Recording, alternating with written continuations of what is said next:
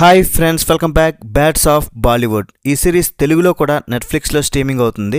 మధ్యలో 3 స్టార్లు పెట్టారు, అవేం తెలియలేదు కానీ తెలుగు డబ్బింగ్ అయితే చాలా బాగా చేశారు. Return and directed by Aryan Khan. King Khan Shahrukh Khan కొడుకు డైరెక్ట్ చేసిన ఫస్ట్ డెబ్యూ సిరీస్ ఇది. 7 ఎపిసోడ్స్. ఓవరాల్గా ఈ సిరీస్ని కంప్లీట్ చేయాలంటే 4.5 hours టైం పడుతుంది. ఫ్యామిలీతో వాచబుల్ అంటే చూడొచ్చు, బట్ ఎక్స్పోజింగ్ అయితే ఉంటుంది. స్కిప్ చేసుకోవాలి. కొన్ని అడల్ట్ డైలాగ్స్ కూడా ఉన్నాయి, అవి మాత్రం ఇబ్బంది పెడతాయి. మరి చూసుకోండి. ఇంకా ఆర్యన్ ఖాన్ తల్లి షారుఖ్ ఖాన్ వైఫ్ గౌరీ ఖాన్ దీన్ని నిర్మించారు. కిల్ సినిమాలో హీరో లక్ష్య ఇందులో మెయిన్ లీడ్. మరి సిరీస్ చూశాక నాకైతే బ్యాడ్స్ ఆఫ్ బాలీవుడ్ మరీ అంత బ్యాడ్ ఏం కాదు, అలాగని గుడ్ కూడా కాదు. ఇట్స్ యాన్ యావరేజ్ వాచ్ అంతే. కొంతమందికి సెట్ అవుద్ది, కొంతమందికి సెట్ అవ్వదు. అది మీ మైండ్ సెట్ బట్టి ఉంటుంది. ఎవరికి సెట్ అవుద్దంటే బాలీవుడ్ ఫిల్మ్స్ అంటే ఇష్టం, బాలీవుడ్ ఇండస్ట్రీ అంటే ఇష్టం, వాటిని ఫాలో అవుతుంటారు. సెలబ్రిటీస్ అంటే ఇష్టం, ఫిల్మ్ ఇండస్ట్రీలో గాసిప్స్, లెక్కలు, బొక్కలు ఇలాంటి ఎవరైతే ఇష్టపడతారో అలాంటి వారికి ఇది సెట్ అవుద్ది. కానీ మన సౌత్ అంటే మన తెలుగు వాళ్ళకి బాలీవుడ్ ఫిలిమ్స్ కొంతమందికి నచ్చవు. బాలీవుడ్ అంటే నాట్ ఇంట్రెస్టెడ్ అంటారు కొంతమంది. సో అలాంటి వారైతే స్కిప్ చేసుకోవడం అయితే బెటర్.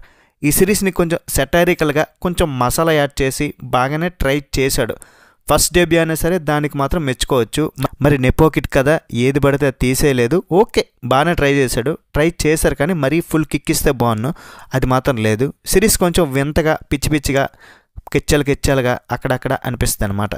అండ్ షారుఖ్ ఖాన్ కొడుకు కాబట్టి మ్యాక్సిమం బాలీవుడ్ స్టార్స్ అందరూ దీంట్లో ఉన్నారు. చాలా కామెస్ కూడా ఉన్నాయి, వాళ్ళందరినీ బాగా నొప్పించారు. మరి వీళ్ళు వాళ్ళని కాదు, ఇక్కడ లిస్ట్ చెప్తే చాంతడవుద్ది. మన టాలీవుడ్ నుండి మాత్రం దర్శక ధీరుడు రాజమౌళి కనిపిస్తారు.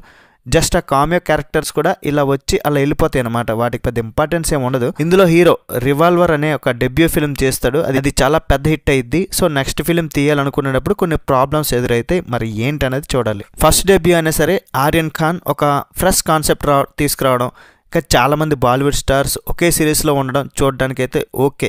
స్టార్టింగ్ నుండి ఎండింగ్ వరకు ఒక ఎంటర్టైన్మెంట్గా తీద్దామని ఫిక్స్ అయ్యారు. అక్కడక్కడ పర్లేదు అనిపించింది. కామెడీ కొన్ని చోట్ల వర్క్ అయింది, కొన్ని చోట్ల వర్క్ అవ్వలేదు. కొన్ని డైలాగ్స్ అయితే బాగుంటాయి. కిల్ సినిమాలో విలన్గా యాక్ట్ చేసిన రాఘవ్ జోయల్ ఈ హీరో ఫ్రెండ్గా అతని క్యారెక్టర్ బాగుంది. అక్కడ విలను హీరో కొట్టుకుంటే ఇక్కడ ఫ్రెండ్స్ అనమాట.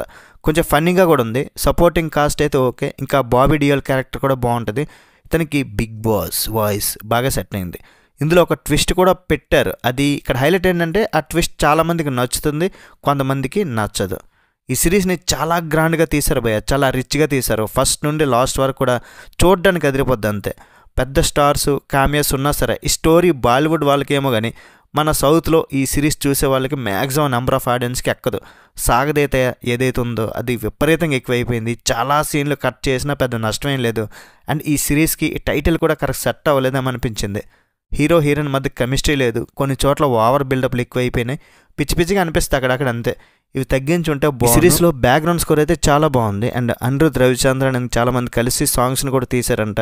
సో మ్యూజిక్ బాగుంది. ఫైనల్లీ షారుఖ్ ఖాన్ కొడుకు Aryan Khan first debut okay అనిపించేలా తీశాడు. మరి ఎవరికి సెట్ అవుద్దో ఎవరికి సెట్ అవ్వలేదో ముందే చెప్పా. మరి మీకు సెట్ అవ్వద్దు లేదో చూడాలంటే ట్రై చేయండి. మరి నేను ఈ సిరీస్కి ఇచ్చే రేటింగ్ ఎంతంటే 2.75 out of 5. That's it guys. Review నచ్చితే ఒక్క లైక్ వేయండి చాలు. నెక్స్ట్ వీడియోలో మళ్ళీ కలుద్దాం గైస్. బై బాయ్ అండ్ జై హింద్.